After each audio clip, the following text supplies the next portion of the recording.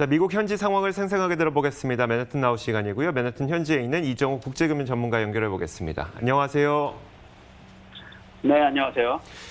우리가 지금까지 걱정하고 있었던 거는 이제 그 대선이 끝난다고 하더라도 어떤 불복 사태라든지 아니면 소요 사태 이런 것들에 대한 걱정이 있거든요. 대선 이후 증시에 대한 전망은 어떨까요? 예, 지금 그런 걱정들이 사실은 많이 파다하죠. 미국에서도 월가에서도 뭐 사실 그런 것들을 많이 염두에 두고 있는데요. 지금 그 일부 헤지펀드들의 움직임을 보면 좀 미 증시 이후에 대한 좀 긍정적인 베팅이 일어나고 있는 것 같습니다. 그림에 나타난 것은 뭐냐면 그 S&P 500 이민이 선물의 그 순매도 이 동향인데요. 보시다시피 지금 그 최근에 보면 지금 이게 플러스로 올라와 있죠. 그 헤지펀드들이 대선 이후 미 증시에 대한 불리시 상승 베팅이 늘고 있기 때문인데요. 지금 보시면 그 오른쪽 끝이 지금 삐죽이 올라와 있는데 이게 보시면 지난 2019년 1월 1일에 최고치를 기록하고 있는 것을 보실 수 있을 겁니다. 그래프를 좀 더 들여다보면 지금 그래프상에서 지난 2분기에 순매도 포지션이 극심했었죠. 아무래도 그 팬데믹이 미국을 강타하면서 베어리시 포지션이 엄청나게 늘었었는데요. 근데 3분기에 들어서 3분기 말에 들어서 9월부터 이게 순매수 포지션으로 반등하는 것을 보실 수 있습니다. 월가 일부 헤지펀드들이 지난 두 달간의 증시 침체 후 반등을 예상하고 있기 때문인데요. 특히 이제 S&P 500 그 지수 자체를 보면 9월 초에 고점을 찍었죠. 찍고 나서 지금 코로나가 재확산되고 있고 또 의회의 추가 부양이 지연되는 등의 이유로 인해서 지금 하락을 쭉 보이고 있습니다. 특히 지난주부터죠. 지난주 월요일부터 대선 후에 이어질 수 있는 여러 가지 불확실성, 폭력 사태 등에 대한 예상, 이런 좀 뒤숭숭한 분위기 때문에 급락을 하고 있습니다. 지난 금요일 3,269.96으로 마쳤었는데 그게 지난 9월 2일 고점에 비교해 보면 약 9% 이상 하락한 수준이죠. 오늘은 살짝 오르긴 했습니다. 그렇지만 월가 일부에서 그 S&P 500가 내년에는 본격적으로 반등할 수 있다라는 관측도 대두되고 있습니다. 즉 뭐냐면 그 대선 이후 팬데믹과 싸우기 위한 연방 정부 예산이 본격적으로 집행될 수 있다라는 희망이 늘어나고 있고요. 또 아무래도 내년이 되면 코로나 백신이나 치료제가 개발이 되어서 시장에 또 이제 대중들에게 퍼질 수 있기 때문에 이게 증시 반등에 큰 호재가 될 것이다 이런 얘기입니다. 사실 지금 증시를 누르고 있는 건 이 바이러스가 크죠. 바이러스에 대한 실질적인 해결책이 나온다면 경기는 언제든 반등할 수 있는 그런 여지가 큽니다.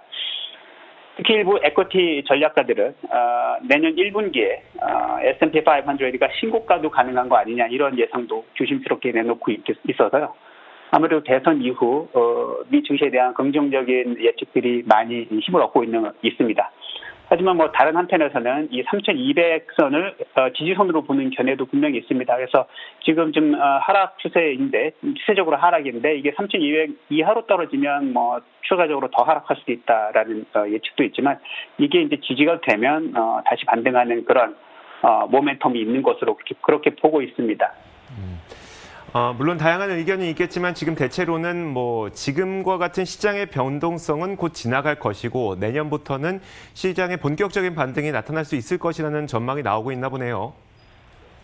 네, 그렇습니다. 아무래도 지금 두 가지인데요. 팬데믹하고 대선 위험성인데요. 대선이 지나면 언제든 결국은 이제 그 불확실성이 제거될 거고 팬데믹에 대한 그 치료제나 백신 같은 것들도 올해 말 내년 초에는 실험적인 수준의 상품이 나오고 또 하반기부터는 일반 대중에게도 퍼질 것이라고 예상하고 있기 때문에 그런 불확실성이 점점 개선되면서 증시에도 큰 호재가 있을 것으로 예상이 되고 있는 겁니다. 네, 자 이제 대선과 관련된 현지 분위기도 한번 들어볼 텐데 사실 요즘에 그 미국에서 대선 결과가 만족스럽지 못한 어떤 국민들의 폭동이라든지 아니면 소요 사태 이런 것들을 준비하기 위한 준비가 한창이라면서요. 지금 그게 사실은 좀 불안한 내용인데요. 이게 저도 이제 미국에 살면서 이런 게 참 이해가 안 되기도 하는 그런 면입니다, 사실. 뉴욕시 상점들, 특히 이제 여러 맨하탄이나 이런 상점들이 지금 내일이죠. 내일 대선을 하루 앞두고 혹시 모를 불상사를 대비해서 지금 합판으로 상점 앞에 가림막을 설치하고 있는데요.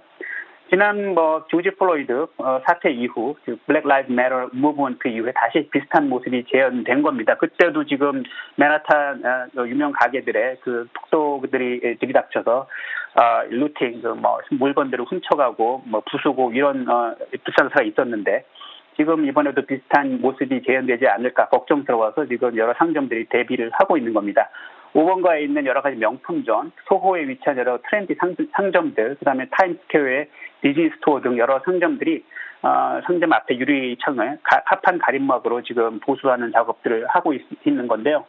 아무래도 이제 대선 후 혹시 모를 폭력 사태, 그에 따른 약탈 이런 것들에 대비해서 지금 그런 가림막을 가리고 있는 겁니다.